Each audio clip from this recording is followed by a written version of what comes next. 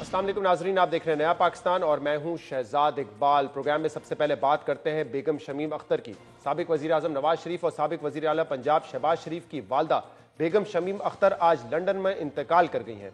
बेगम शमीम अख्तर की मैयत तदफीन के लिए लंदन से लाहौर लाई जाएगी, जिसमें 3 से 4 रोज लग सकते हैं। बेगम शमीम अख्तर के इंतकाल की खबर के बाद महकमा दाखिला पंजाब ने शहबाज शरीफ और उनके बेटे हमजा शहबाज को पेरोल पर रिहा करने का फैसला किया है। बेगम शमीम अख्तर के इंतकाल की खबर के बाद मरियम नवाज ने पीडीएम के पेशावर जलसे से मुख्तसर बात की और खिताब किए बगैर ही वहां से रवाना हो गई, जबकि नून लीग ने अपनी सियासी सरगर्मियां तदफीन तक मुअत्तल कर दी हैं।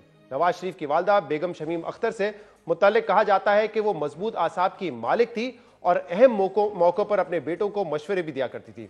उनकी वफात पर वजीर आजम Imran Khan, army chief general Qamar Javed Bajwa और साबिक सदर आसिफ अली जरदारी समेत मुख्तलिफ सियासी और समाजी शख्सियात ने शरीफ खानदान से इजहार अफसोस भी किया है। नवाज शरीफ अपनी वालदा की तदफीन के लिए वतन वापस आएंगे या नहीं, ये बात अभी तक क्लियर नहीं है, लेकिन मरियम नवाज ने नवाज शरीफ को मशवरा दिया है कि वो बिल्कुल वापस ना आए।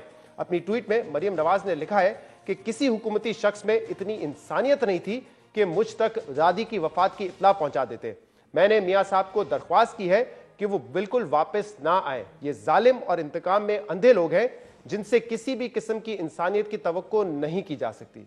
नवाज शरीफ पिछले साल नवंबर से इलाज और सियासी वजूहात की वजह से लंदन में है और अगर नवाज शरीफ अपनी वालदा की तदफीन के लिए पाकिस्तान वापस नहीं आते तो ये शरीफ खानदान में होने वाली तीसरी तदफीन होगी जिस पर शरीफ खानदान एक साथ मौजूद नहीं होगा। अक्टूबर 2004 में जब नवाज शरीफ के वालिद मियां मोहम्मद शरीफ का जिद्दा में इंतकाल हुआ था तो उस वक्त शरीफ खानदान सऊदी अरब में जलावतनी काट रहा था और नवाज शरीफ और शहबाज शरीफ दोनों ही अपने वालिद की तदफीन के लिए पाकिस्तान नहीं आ सके थे।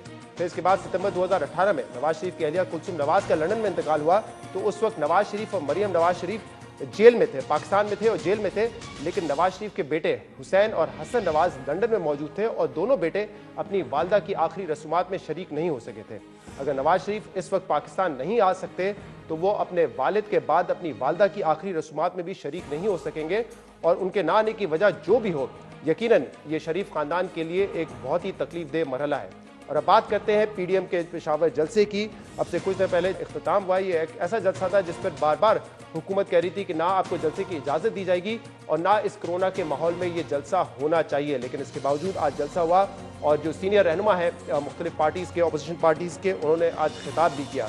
इस जलसे से पहले वज़ीर आज़म इमरान खान ने ट्वीट भी किया था और उस ट्वीट में उन्होंने कहा कि पाकिस्तान में कोरोना की दूसरी लहर के आदाद शुमार तशवीशनाक है और बहुत तेज़ी से कोरोना फैल रहा है। दुनिया के बेशतर ममालिक में मुकम्मल लॉकडाउन है। पीडीएम जलसे करके जानबूझकर लोगों की जिंदगियां और रोजगार को खतरे में डाल रही है।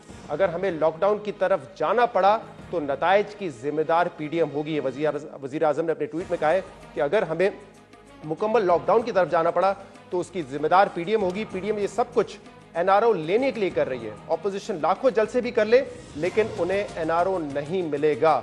वज़ीर आज़म इमरान खान का अपने ट्वीट में मजीद कहना था कि ऑपोजिशन का सिर्फ एक ही हदफ है और वो ये हदफ किसी भी कीमत पर हासिल करना चाहते हैं। तो वज़ीर आज़म इमरान खान कह रहे हैं कि अगर कोरोना वायरस फैला और हमें मुकम्मल लॉकडाउन की तरफ जाना पड़ा तो उसकी जिम्मेदारी पीडीएम पर आएगी। आज केपी गवर्नमेंट ने भी ये कहा है कि अगर कोरोना वायरस के केसेस में इजाफा हुआ तो फिर पीडीएम के जो लीडर्स हैं उनके खिलाफ मुकदमा दर्ज किया जाएगा। दूसरी तरफ आज धुआंधार तकरीर की बिलावल भुट्टो जरदारी ने मौलाना फजल रहमान ने बिलावल भुट्टो जरदारी ने आज अपनी तकरीर में कहा कि जनवरी इस हुकूमत का आखिरी महीना होगा, इसके बाद इन सब ना होगा। जबकि मौलाना फजल रहमान ने कहा है कि हुकूमत अब बौखलाई हुई है, जंग शुरू हो चुकी है और अब इससे पीछे हटना गुनाह होगा।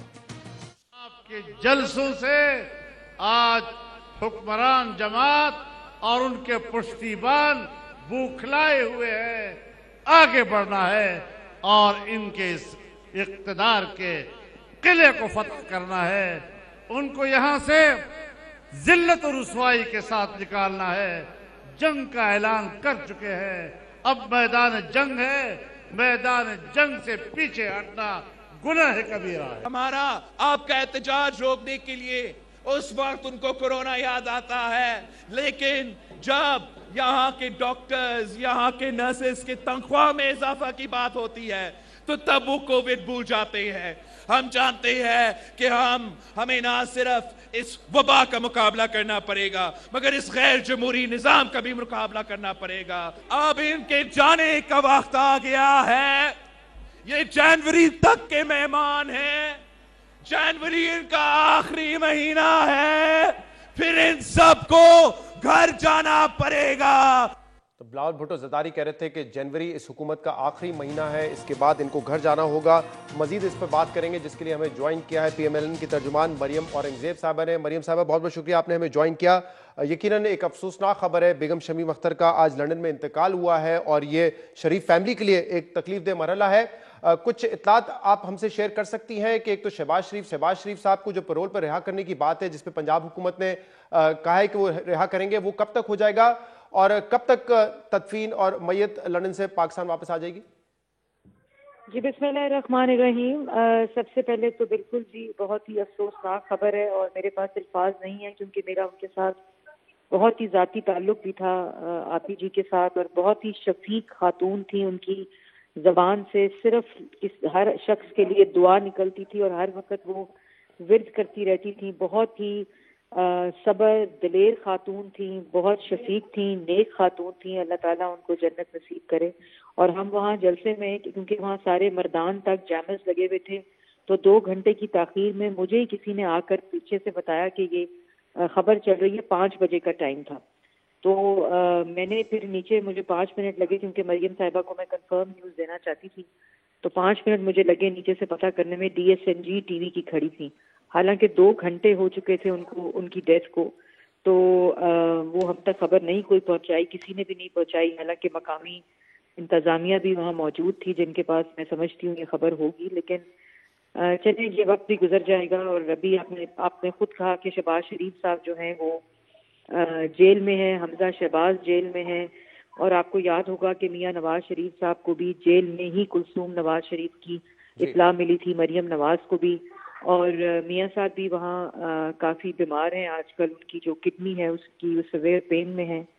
तो अब तक तय पाया है कि कब तक मैयत को लंदन से पाकिस्तान लाएंगे? जी, अभी उनकी जो प्रोसीजर्स हैं वो देख रहे हैं। अभी बात हुई थी लंदन में, मरियम साहिबा की भी जब बात हुई, जब हम वहाँ जलसे से निकले, तो वहाँ फॉर्मेलिटीज होती हैं, जाहिर है वो देख रहे हैं। लेकिन आपने बात की कि पेरोल पे शहबाज शरीफ साहब को, जाहिर है हम दरख्वास्त तो करेंगे, लेकिन मैं ये समझती हूँ कि उनको आज रिहा कर देना चाहिए था, पेरोल पे ही करते। लेकिन एक वालदा की जो खबर है वफात की, जब उनको जेल में मिली और उन्होंने बड़े मियाँ साहब से भी वहाँ बात की, लेकिन मेरे ख्याल में हुकूमत को इस वक्त तक उनको पेरोल पे रिहा कर देना चाहिए। सही मरियम साहब, क्योंकि यहाँ कोई मौजूद नहीं है। मरियम नवाज शरीफ साहिबा के, मियाँ नवाज शरीफ साहब के भी बच्चे जो हैं वो बाहर हैं, और इधर यहाँ हमजा शहबाज और शहबाज शरीफ साहब भी हैं। तो मैं ये समझती हूँ इखलाक के तमाम तकाजे, लेकिन मुझे उम्मीद इससे बरक्स है कि ऐसा नहीं करेंगे। हम वो दरख्वास्त देंगे, वही फॉर्मेलिटीज होगी, लेकिन मैं ये समझती हूँ के तकाजे हैं, आपने कहा कि वैल्यूज के तकाजे हैं कि अभी तक उनको पेरोल पे रिहा कर। आपने कहा कि कुछ देर पहले मरियम नवाज की बात भी हुई है अपने वालिद साहब से, नवाज शरीफ साहब से, तो उन्होंने अपने ट्वीट में दरख्वास्त की थी कि आप पाकिस्तान वापस ना आए, ये जालिम और इंतकाम में अंधे लोग हैं, आपको वापस नहीं आना चाहिए। तो क्या नवाज शरीफ साहब ने इस हवाले से अपना इरादा बता दिया है कि क्या वो पाकिस्तान आएंगे तदफीन के लिए या नहीं? नहीं, इस बारे में तो आपको पता है कि अभी वो पहली दफा बात कर रही थी। और बिल्कुल मैं ये समझती हूँ, देखिए बात यह है कि इस वक्त मुल्क के अंदर जो रजीम है वो सिर्फ बदला लेना जानती है, सियासी इंतकाम जानती है। पिछले 2.5 साल से, जैसे मैंने आपको पहले कहा कि नवाज शरीफ साहब और मरियम नवाज शरीफ साहिबा भी जेल में ही थी, जहां उनको उनकी वालदा की और उनको उनकी बेगम कुलसूम नवाज शरीफ साहिबा की इत्तला मिली। आज शहबाज शरीफ और हमजा शहबाज भी जेल में है, और क्यों जेल में है वो पूरा पाकिस्तान जानता है कि ना इनके पास कोई सबूत है। मैं उस सियासी डिबेट में इस मौके पर नहीं जाना चाहती, क्योंकि हम लोगों सबके दिल जो है इस वक्त बड़े। लेकिन एक चीज का मुझे प्लीज जवाब दे दीजिएगा, क्योंकि इस पर जो है रद्द-ए-अमल भी आया है, कुछ वफाकी वज़रा ने ट्वीट भी किया, क्योंकि मरियम नवाज साहिबा ने जो है इसकी जिम्मेदारी भी हुकूमत पर डाल दी है कि किसी ने आके मुझे इत्तला नहीं की। जैमस लगे हुए थे तो हुकूमत के लिए भी इत्तला करना मुश्किल होता। आपके लोग भी जो वहां पर थे, वो मेरा अगर सवाल मुकम्मल हो जाए इसके बाद प्लीज जवाब दीजिएगा। अगर आपके लोग भी वहां पे मौजूद थे, जैसे आपने इत्तला दी, कोई और शख्स पहले जाके वहां पे इत्तला दे सकता था, तो वफाकी वज़रा इस पर यह तनकीद करें कि हम पे जिम्मेदारी कैसे आती है इंफॉर्मेशन देने की, जबकि वो लंदन में मौजूद थी। देखिए, ये वफाकी वज़रा वो हैं जो कुलसूम आंटी जब अस्पताल में दाखिल थी तो यही लोग कह रहे थे कि वो बीमार ही नहीं है। तो ये तो इतना बेहिसी का वो लेवल है कि मैं उस पर कमेंट नहीं करना चाहती। लेकिन सारी मकामी इंतजामिया, जिनके पास सैटेलाइट फोन्स होते हैं, जिनके पास वायरलेसेस होते हैं, जिनके हब्स होते हैं कम्युनिकेशन के, जिनके पास तमाम इंतजामात होते हैं, 2 घंटे उनकी डेथ हुई रही और इतला मरियम नवाज शरीफ साहिबा को नहीं पहुंच उनको सकी। कैसे ये इल्म होगा कि मरियम नवाज साहिबा को नहीं पता चला है अब तक? ये भी तो मुमकिन है ना। देखिए मेरी बात सुने, ये कदरें जो हैं, अगर पता वो समझ भी लेते पता है तो 2 बंदे अफसर वहां का, जो 2 इंतजामिया के अफसरान हैं, मकामी हुकूमत के लोग हैं, उनके इखलाकी ये फर्ज बनता था कि वो मरियम नवाज शरीफ साहिबा के पास। मैं ये सवाल इसलिए पूछ रहा हूँ, आप लोगों का अपना एक ओपिनियन हो सकता है, लेकिन वजीर आजम की जो ताज़ियत थी वो फौरन ही आ चुकी थी, इसलिए मैंने ये सवाल आपसे पूछा है। लेकिन मुझे अब आखिर में ये बता दीजिएगा कि आज वजीर आजम इमरान खान ने ये भी कहा है कि कोरोना की दूसरी लहर शुरू हो चुकी है, केसेस की तादाद बढ़ रही है, और अगर केसेस की तादाद इन जलसों की वजह से इतनी ज्यादा बढ़ गई कि हमें लॉकडाउन करना पड़ेगा, तो इस लॉकडाउन की जिम्मेदारी, मुकम्मल लॉकडाउन की जिम्मेदारी पीडीएम पर आएगी। जी, मैंने उनका ट्वीट पढ़ा है सुबह जो उन्होंने किया है, और मैं उस पर वाज़िया स्टेटमेंट भी दे चुकी हूँ शहजाद, और उसको मैं यहाँ एक लाइन में जरूर बताना चाहूंगी कि उन्होंने इकोनॉमी की रिवाइवल की भी बात की कि इकोनॉमी रिवाइव हो रही है, लेकिन अब अगर मैंने लॉकडाउन कर दिया तो इकोनॉमी रिवाइव -0.4 पे हो रही है, इकोनॉमी रिवाइव 80 रुपए आटे पे हो रही है, 120 रुपए किलो चीनी पे इकोनॉमी रिवाइव हो रही है, इकोनॉमी रिवाइव 13,000 अरब का कर्जा 2.5 साल में, उससे इकोनॉमी रिवाइव हो रही है, इकोनॉमी रिवाइव हो रही है, आटा चीनी चोरी के साथ इकोनॉमी रिवाइव हो रही है। 2.5 साल में तबाह भी मईशत को इमरान खान साहब ने किया, रोजगार को तबाह किया, पूरी मईशत का बेड़ा गर्क कर दिया। तो इसका मतलब ये है कि पीएमएलएन पीडीएम की दूसरी जमातों के साथ अपने जलसों का सिलसिला मुकम्मल रखेगी। और ये कौन सा कोरोना जो जलसे के बाद आकर पूछता है कि ये जलसा जो है मुस्लिम लीग नून का हो रहा है या पीपल्स पार्टी का हो रहा है या पीटीआई का हो रहा है। पीटीआई के जलसे में अभी गिलगित बल्तिस्तान में इलेक्शन में उन्होंने जलसे नहीं किया, अभी हाफिजाबाद में फैसलाबाद में जलसा इमरान खान साहब ने नहीं किया, तो वहां क्यों नहीं कोरोना की बात, कोरोना की बात। पीएमएलएन अपने जलसों का सिलसिला जारी रखेगी। आखिरी बात, पूरा पाकिस्तान जानता है मईशत इनकी नालायकी, नाअहली और करप्शन की वजह से तबाह हुई है। इसको पहले कोरोना पे डाल रहे थे, अब पीडीएम के जलसों में डाल रहे हैं और एनआरओ के साथ जोड़ रहे हैं। अब एनआरओ इमरान खान साहब मांग रहे हैं इस तरह की ट्वीट करके जो इनको नहीं मिलेगा। बहुत बहुत शुक्रिया, बहुत बहुत शुक्रिया। मरियम औरंगजेब हमारे साथ मौजूद में शामिल करेंगे एक ब्रेक, और इसके बाद वफाकी वजीर शिबली फराज साहब हमारे साथ मौजूद होंगे। Stay with us.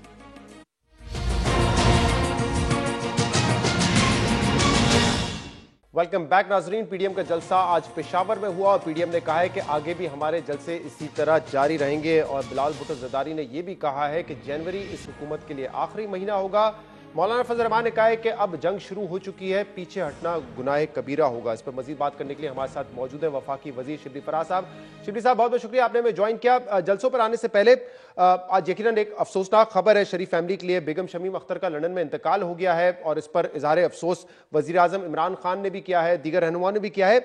इस पर मरियम नवाज साहबा का एक ट्वीट था जिस पर हमने मरियम औरंगजेब साहबा से भी कुछ देर पहले बात की है। उन्होंने कहा है कि इस हुकूमत में इतनी इंसानियत नहीं है, किसी शख्स में इतनी इंसानियत नहीं है कि उनको इन्फॉर्म कर देते कि उनकी दादी का इंतकाल हुआ है, और हुकूमत में उन्होंने तनकीद की और ये मशवरा भी दिया नवाज शरीफ साहब को कि ये लोग जो हैं बहुत ही जालिम और इंतकाम के अंधे लोग हैं, तो आप पाकिस्तान वापस ना आइएगा। क्या ये मुमकिन था कि वहां से कोई इन्फॉर्म कर देता, क्योंकि वो कह रही है कि 2 घंटे तक उनको पता नहीं चला था उनकी दादी के इंतकाल के हवाले से। देखिए, हम समझते हैं कि ये एक फैमिली का इशू था और उनकी अपनी फैमिली कितने लोग यहाँ पे मौजूद हैं, उनमें से वो किसी ने इनको इन्फॉर्म करना था। ये हुकूमत की जिम्मेदारी नहीं बनती थी कि वो उनके फैमिली अफेयर्स में सिग्नल्स नहीं थे, जैमर्स लगे हुए थे। देखिए, सिंगर वो जो भी है उनकी एक फैमिली है और माशाल्लाह काफी बड़ी फैमिली है, तो ये हुकूमत पे इसका वोट डालना एक ऑपोजिशन के जलसे में उसका किसी हुकूमत के शख्स का जाना बनता नहीं था। ये मेरा ख्याल है कि तनकीद बराए तनकीद है और हम इस वाक़े पे अफसोस करते हैं। हमने सब जितने भी हमारे प्राइम मिनिस्टर साहब से लेकर और हमारी पार्टी के दीगर लीडरान ने हमने अपने इजहार अफसोस किया है, तो इसको हम ठीक। अब शिबली साहब जलसे पे आ जाते हैं। आप लोगों ने कहा जलसा ना करें, कोरोना फैलेगा, इजाजत नहीं दी गई, लेकिन फिर भी जलसा किया गया, और अब ये कहा है उन्होंने कि आगे भी जलसे इसी तरह हमारे जारी रहेंगे। अब क्या करेंगे? देखें, ये खतरा तो है, कोरोना वायरस फैलेगा तो इससे यकीनन शायद हो सकता है वजीर आजम तो कहने कि हमें मुकम्मल लॉकडाउन की तरफ भी जाना पड़े, मुल्क का नुकसान होगा। कोई क्या बीच का रास्ता निकाला जा सकता है? उनकी क़यादत के साथ मिल बैठ के बात करें कि फिलहाल ये कुछ अरसे के लिए मुलतवी कर दें जलसे, कोई ऐसा सूरत हाल निकल सकती है क्या? देखिए, सबसे पहली बात तो ये कि आज खैबर पख्तूनख्वा के आवाम ने एक बार फिर पीडीएम को और उनके बयानिए को रद्द कर दिया है। आपने देखा कि खैबर पख्तूनख्वा के अवाम ने प्राइम मिनिस्टर साहब की अपील पे लबैक कहा और इस जलसे में शिरकत नहीं की, और ये बुरी तरह नाकाम हुआ ये जलसा। ये आपके फुटेजेस भी बताते हैं, वहां के लोग हैं, मेरा खुद ताल्लुक है खैबर पख्तूनख्वा से, तो ये तो उनके लिए अगर उनमें थोड़ी सी भी अगर कोई सियासी सूझबूझ है और अगर वो अपनी जाती मफाद के लिए बिल्कुल उनके अकल पे पर्दे और बसारतों पे जाले नहीं पड़े, तो उनको ये काम नहीं करना चाहिए। आज उनके लिए एक बहुत बड़ा सबक उनके लिए था कि जिस तरह से अवाम ने उनको डिसोन किया है, जिस तरह अवाम ने उनको रिजेक्ट किया है, न सिर्फ गिलगित बल्तिस्तान में भी बट यहाँ पे भी, तो अब उनको अपनी स्ट्रेटेजी को देखना पड़ेगा कि उनके लिए एक बड़ा अच्छा मौका है कि कोरोना की मौजूदगी में इस किस्म के जलसे करना वैसे भी जो है तो एक कानूनी तौर पे भी गलत है और अखलाकी तौर पे भी गलत है, क्योंकि ये तो कोई कल के बच्चे तो है नहीं कि हम कहें कि जी इनको समझाएं। हम इनको क्यों समझाएं? ये तो दुनिया में इस वबा के बारे में सबको पता है कि ये कितनी जानलेवा है और ये अपनी सियासी एक शॉर्ट टर्म और एक बड़ी मायोपिक और जाती इंटरेस्ट के लिए ये जलसे कर रहे हैं। तो मेरा तो ख्याल है कि बशमूल मीडिया सारी कौम इनको वो इन पे लान तान करेगी, क्योंकि ये तो एक ढिठाई है ना, ये तो कोई कोरोना किसी पार्टी का तो नहीं है, ये तो एक आदमी वबा है। इसमें शिबली साहब हमारी भी बड़ी स्टेटेड पोजीशन रही है, हम भी ऑपोजिशन के लोगों से बात करते रहे कि ये वक्त नहीं है गैदरिंग्स करने का, और आपका यानी कि हुकूमत का कंसर्न भी दुरुस्त है, लेकिन देखिए हुकूमत को इसका अमली मुजाहरा भी करना है, वरना फिर तासुर ये जाएगा कि सिर्फ पीडीएम के जो सियासी जलसे हैं उस पर आपको एतराज है, बाकी पर नहीं है। मैं इसकी मिसाल दे देता हूं, आज स्वात में जमात इस्लामी का जलसा था, स्वात में केपी का इलाका है, और वहां पे सिराजुल हक साहब ने तकरीर की, लोग मौजूद थे। अब उस हवाले से ना किसी वफाकी वजीर ने ट्वीट किया, ना आप लोगों ने कोई एतराज किया। इसी तरह अली अमीन गंडापुर साहब ने 2 दिन पहले यानी कि एनसीसी के फैसले के बाद और आज से 2 दिन पहले गिलगित में उन्होंने फिर जलसा किया, क्योंकि आज एक इलेक्शन होना बाकी था वहां पे, तो वहां पे भी जलसा किया। अब जब हुकूमत के अपने लोग ये करेंगे, आप जमात इस्लामी को नहीं रोकेंगे, तो तासुर ये जाएगा कि आप पीडीएम के खिलाफ हैं सिर्फ। नहीं, ये बिल्कुल नहीं, आप दुरुस्त कह रहे हैं। देखिए, जहां तक सिराजुल हक साहब के जलसे का ताल्लुक था, तो वो शायद इतनी आवाज में दब गया कि हमें पता नहीं चला कि उनका जलसा होना था। अब सिराजुल हक साहब ने भी जो किया है वो भी गलत है, कोई भी करे। देखिए, कोई है, इसमें आप एक्सेप्शंस करनी नहीं चाहिए। अगर कोई गलत काम कर रहा है उसका मतलब ये नहीं है कि आप भी गलत काम करें, और हम ये समझते हैं कि किसी भी सतह पे, चाहे वो हुकूमती सतह हो, चाहे वो अपोजिशन पार्टी से कोई हो या कोई और प्राइवेट। शिबली साहब, ये तो बड़ी सादा बात होगी। देखिए, जमात इस्लामी बेशक शायद आपकी पार्टी या पीएमएलएन से छोटी जमात हो, लेकिन ऐसी भी नहीं है कि बिल्कुल 2-4 लोगों का जलसा होता है, उनका जलसा भी बड़ा जलसा होता है। इंतजामिया आपको इन्फॉर्म कर सकती थी ये होने जा रहा है, केपी की गवर्नमेंट एक्टिव हो सकती थी। आज झगड़ा साहब आके प्रेस कॉन्फ्रेंस करते हैं, उस जलसे का कोई जिक्र ही नहीं करता, सिर्फ सारी तोपों का रुख पीडीएम जलसे की तरफ होता है। देखिए, सच्ची बात तो ये है कि सच्ची बात है, नहीं मैंने तो ये बात एक बार शहजाद, ये बात मैंने की नहीं है कि मैं जस्टिफाई कर रहा हूँ कि उनका ठीक था या उनका गलत था। मैं तो ये कह रहा हूँ किसी को नहीं करना चाहिए भाई। बात ये है कि अगर सिराजुल हक साहब ने भी किया है, चाहे हमने किया है, चाहे पीडीएम ने किया है, ये नहीं होना चाहिए। ये नहीं होना चाहिए, क्योंकि ये इसमें कोई पार्टिजन, ये जो वबा है, ये कोई पार्टिजन नहीं है कि किसी को कुछ कहेगी और किसी को नहीं कहेगी। इसमें हमें फिर इसका मतलब ये है कि अगर आज केपी गवर्नमेंट कहती है कि अगर कोरोना वायरस के केसेस बढ़े तो आपके लीडरान के खिलाफ मुकदमा दर्ज होंगे, तो फिर सिराजुल हक के खिलाफ भी होने चाहिए, फिर अली अमीन गंडापुर के खिलाफ भी होने चाहिए। बिल्कुल होने चाहिए, बिल्कुल होने चाहिए। देखें, ये इसमें अगेन कि अगर कोई जानबूझ के, देखिए मैं अगेन कहता हूं कि ये कल के बच्चे नहीं है, ये अपने आप को सियासी लीडरान कहते हैं, ये बड़ी बड़ी तकरीरें करते हैं, बड़ी बड़ी बातें करते हैं कि बड़ी की जंग का ऐलान हो गया है और किले फतह करेंगे। फजल रहमान साहब पहले वो डेर इस्माइल खान का किला तो फतह कर ले, वहां तो फतह कर नहीं सके हैं, अभी आए हैं वो बाकी किला फतह करने के लिए। तो कहने का मकसद ये है कि ये कोई बच्चे नहीं है, इनमें एक सेंस ऑफ, ये इनको लीड करना चाहिए। ये जो है तो अपनी जो जाती मफादात है उसको परसू कर रहे हैं। तो हम तो ये हर एक को ये कहेंगे कि देखें जी, अल्टीमेटली नुकसान लोगों का होगा, आवाम का होगा। बिल्कुल आप ठीक कह रहे हैं, उनको जिम्मेदारी का एहसास होना चाहिए, जिम्मेदारी लेनी चाहिए। लेकिन देखिए, वो सवाल करते हैं ना, कल भी हमसे बार बार सवाल कर रहे थे कि लाहौर में कल इतना बड़ा जनाजा हुआ, हुकूमत पंजाब ने इजाजत दी, वहां पे हजारों नहीं लाखों लोग मौजूद थे, तो अगर उस वजह से कोरोना फैलेगा तो क्या उस पर भी आप एतराज करेंगे, उनके खिलाफ भी आप जो है मुकदमा दर्ज करेंगे? वो तो ये इसको इक्वेट करते हैं ना कि यार आपका जो लाएमल उनके खिलाफ है वो मुख्तलिफ है। I think you are an outstanding journalist. आप इसको कंपेयर नहीं करें।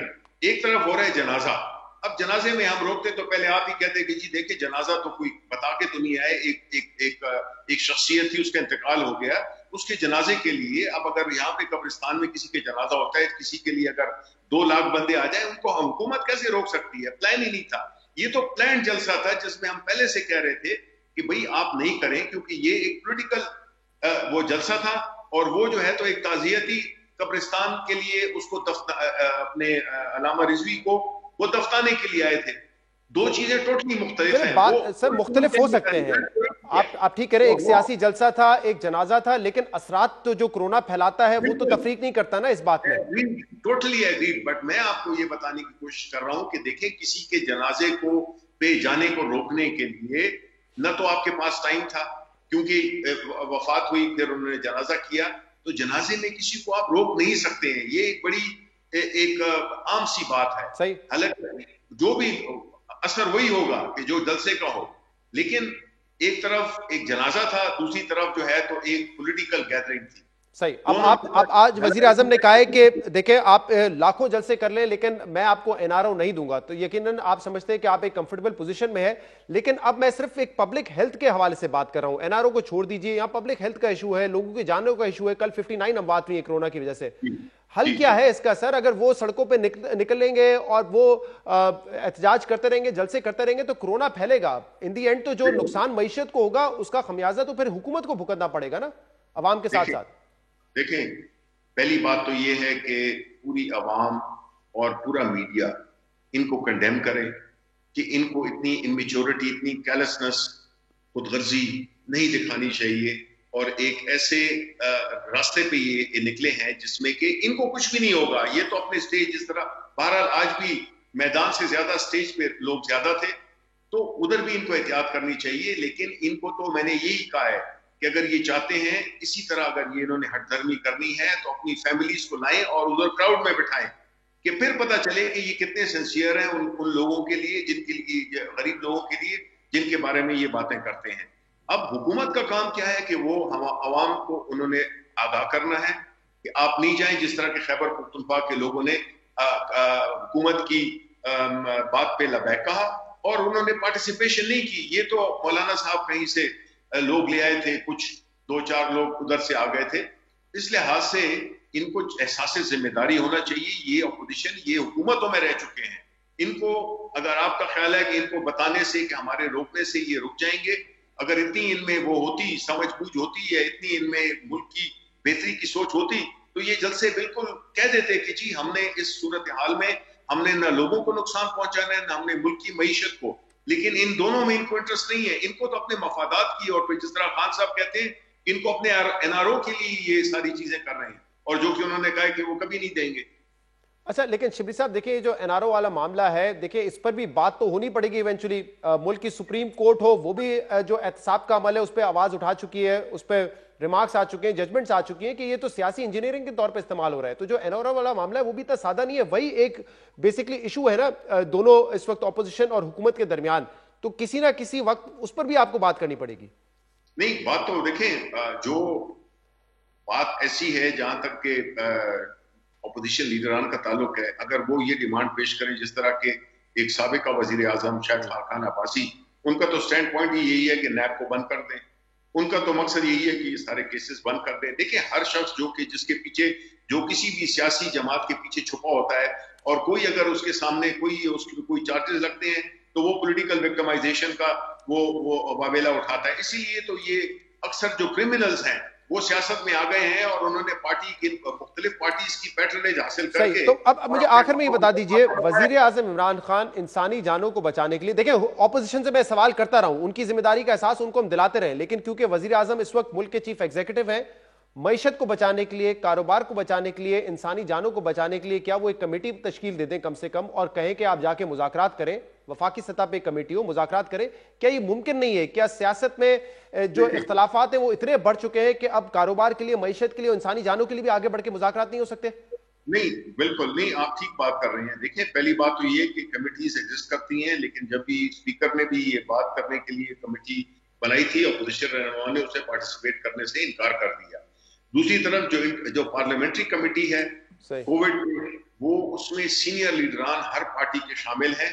हम उनको बुलाएंगे और उनके साथ हम ये तय करेंगे और उनको फैक्ट्स एंड फिगर्स बताएंगे कि उम्मीद करते हैं कि ये मीटिंग जल्दी हो और बस फैसला सामने आए ताकि जो इंसानी जानों का नुकसान हो रहा है कोरोना की वजह से वो ना हो, कोरोना इतनी तेजी से ना फैले और उसको हम रोक सकें। एक ब्रेक शामिल करते हैं, इसके बाद एक बहुत अहम इशू है, पाकिस्तान के लिए बहुत अच्छा हो सकता है अगर सऊदी अरब के ताल्लुकात तुर्की से मजीद बेहतर होते हैं। इस पर बात करेंगे एक ब्रेक के बाद।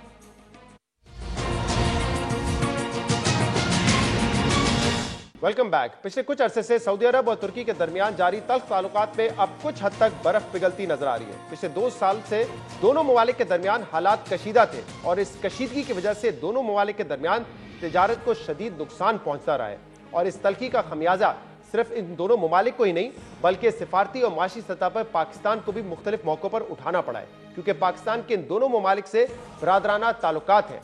लेकिन कल G20 समिट के मौके पर सऊदी फरमारवा शाह सलमान बिन अब्दुल अजीज और तुर्क सदर तैयब अर्दोगान के दरमियान टेलीफोनिक गुफ्तगू के बाद 2 तरफा ताल्लुकात में बेहतरी के इम्कानात नजर आ रहे हैं। इस हवाले से तुर्की की जानिब से जारी करदा बयान में कहा गया है कि सदर अर्दोगान ने और सऊदी शाह सलमान ने 2 तरफा ताल्लुकात बेहतर बनाने के हवाले से मुज़ाकरात किए हैं और मुज़ाकरात के दरवाजे खुले रखने पर जोर दिया है ताकि तुर्की और सऊदी अरब के दरमियान मसाइल को हल किया जा सके। दोनों सरबराहान के दरमियान टेलीफोनिक राब्ते के बाद सऊदी वजीर खारजा ने भी अपने बयान में कहा है कि सऊदी के तुर्की से बहुत अच्छे और दोस्ताना हैं। याद रहे कि तुर्की और सऊदी अरब के दरमियान 2018 से ताल्लुकात खराब हैं।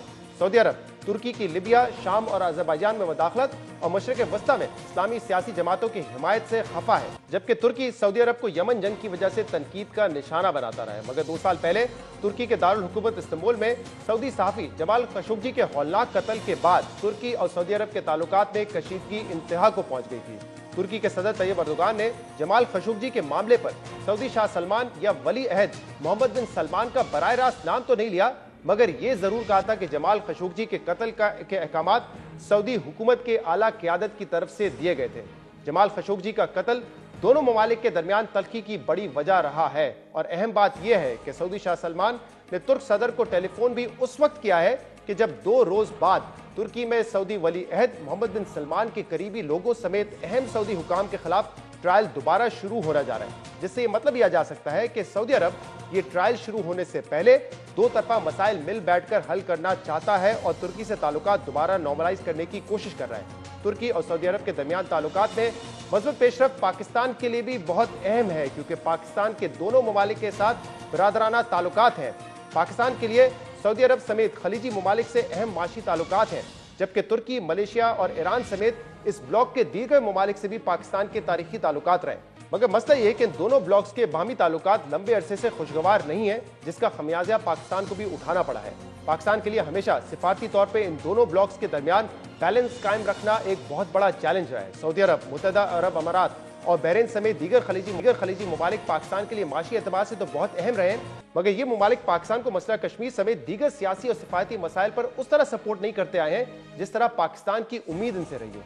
मगर दूसरी तरफ तुर्की, ईरान और मलेशिया पाकिस्तान की सियासी और सिफायती सतह पर तो खुलकर हिमायत करते रहे हैं, कश्मीर जैसे मामले पर पाकिस्तान के साथ खड़े भी होते नजर आए हैं, मगर माशी महाज पर यह ममालिक पाकिस्तान के लिए उतने फायदेमंद नहीं रहे और ना ही जरूरत पड़ने पर सऊदी अरब और यूएई की तरह पाकिस्तान की माली मदद करते रहे हैं।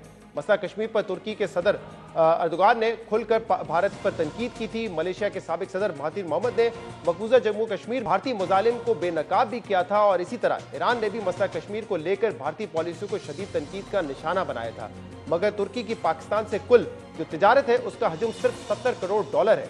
ईरान से पाकिस्तान की तिजारत का हजूम सिर्फ $50 करोड़ है, जबकि मलेशिया से $1.2 अरब है। पाकिस्तान के ममालिक को ना ही बरामदात ज्यादा है और ना ही पाकिस्तानी वर्कफोर्स बड़ी तादाद में इन ममालिक में जाकर मुलाजमत करती है, जबकि दूसरी तरफ सऊदी अरब मसला कश्मीर को लेकर पाकिस्तान की उस तरह हिमायत नहीं करता जितनी तुर्की, मलेशिया या ईरान करते हैं। मगर माशी एतबार से पाकिस्तान और सऊदी अरब के गहरे ताल्लुकात हैं। सऊदी अरब ने 2 साल पहले पाकिस्तान में $20 अरब सरमायाकारी करने का ऐलान किया था। $6 अरब का लोन फैसिलिटी पाकिस्तान को फराहम की गई थी। सऊदी अरब में 20 लाख से ज्यादा पाकिस्तानी काम करते हैं, जिसकी वजह से पाकिस्तान को सबसे ज्यादा $6 अरब की तस्वीरात ज़र सऊदी अरब से हासिल होती हैं। इन तमाम मामलात की वजह से पाकिस्तान के लिए सऊदी अरब से खुशगवार ताल्लुकात बहुत अहम रहे हैं और जब कभी सऊदी अरब के तुर्की और दीगर मुल्कों से ताल्लुकात खराब होते हैं तो उसका बराह रास्त असर पाकिस्तान पर भी पड़ता है, जिसकी हालिया मिसाल वजीर आजम इमरान खान की पिछले साल दिसंबर में कोलालंपुर समिट में अदम शिरकत है। वजीर आजम इमरान खान ने महातिर मोहम्मद की दरख्वास्त पर समिट में शिरकत करने का फैसला किया था, जिसमें तुर्की और ईरान की क़यादत भी शरीक थी, मगर सऊदी अरब के इस हवाले से इज़हार नापसंदीदगी के बाद वजीर आजम को अपने फैसले से पीछे हटना पड़ा और बाद में वजीर आजम इमरान खान ने खुद बताया कि वो इस कॉन्फ्रेंस में इसलिए शरीक नहीं हो सके क्योंकि बदकिस्मती से पाकिस्तान के करीबी दोस्तों को यह महसूस हुआ था कि शायद ये कॉन्फ्रेंस उम्मत को तकसीम कर देगी। इसके अलावा सऊदी अरब से ताल्लुकात में ऊंच नीच की वजह से पाकिस्तान को अगस्त में सऊदी से लिए गए कर्ज में से $1 अरब भी वक्त से पहले वापस करना पड़ा था। सऊदी अरब की तुर्की समेत दीगर इस्लामी ममालिक से ताल्लुकात बिगड़ने के असरात पाकिस्तान पर भी पड़ते रहे, मगर अब सऊदी अरब और तुर्की के दरमियान ताल्लुकात में बेहतरी की खबरें सामने आ रही हैं और अगर ये पेशरफ दुरुस्त सिमत में आगे बढ़ती है तो यकीनन पाकिस्तान को इससे फायदा हो सकता है। आज के प्रोग्राम में इतना ही। इसका फीडबैक आप हमें हैं हमारे सोशल मीडिया पर। इजाजत दीजिए, अल्लाह हाफिज।